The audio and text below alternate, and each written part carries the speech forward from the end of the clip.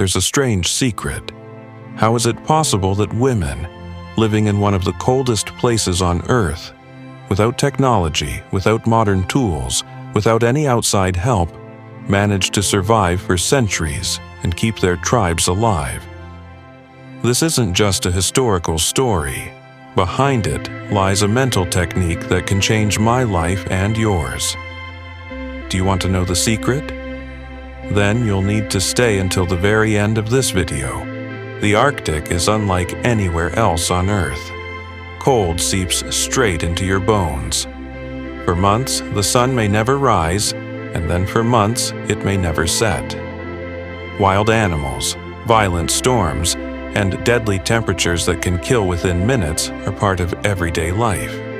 In such conditions, only those whose body and mind work together can survive.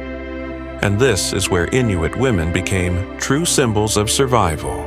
From childhood, Inuit girls were trained to face this reality.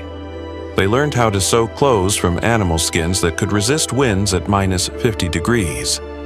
They knew how to preserve food, drying fish and meat to last through endless winters. But their role went far beyond household work. While men spent weeks or months out hunting, women had to keep the tribe alive.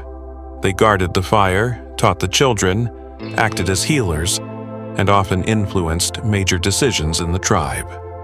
From a psychological perspective, the amount of responsibility they carried could have broken anyone.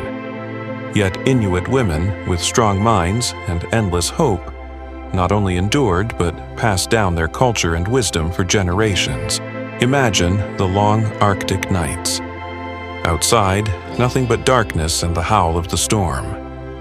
In these moments, women would gather children, and sometimes even the men, and tell stories. Tales of snow spirits, heroes who defeated the cold, and animals that symbolized hope.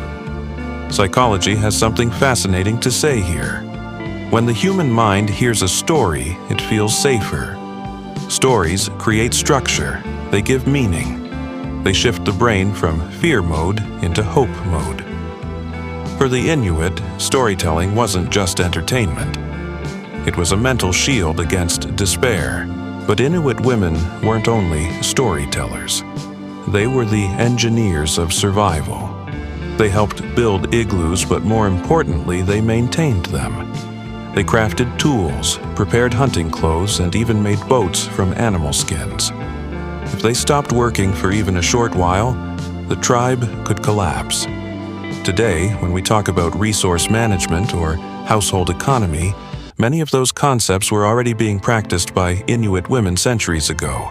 Now, the real question, why should we care about Inuit women today? Because their lives act as a mirror. They prove that even the harshest conditions can be endured if the mind chooses solutions over fear. We might not face -50 degrees, but we deal with modern struggles. Work stress, financial pressure, complicated relationships. When we look at Inuit women, we realize they faced the same core challenge, unbearable circumstances, and their minds chose not to surrender. The lesson here is simple but powerful.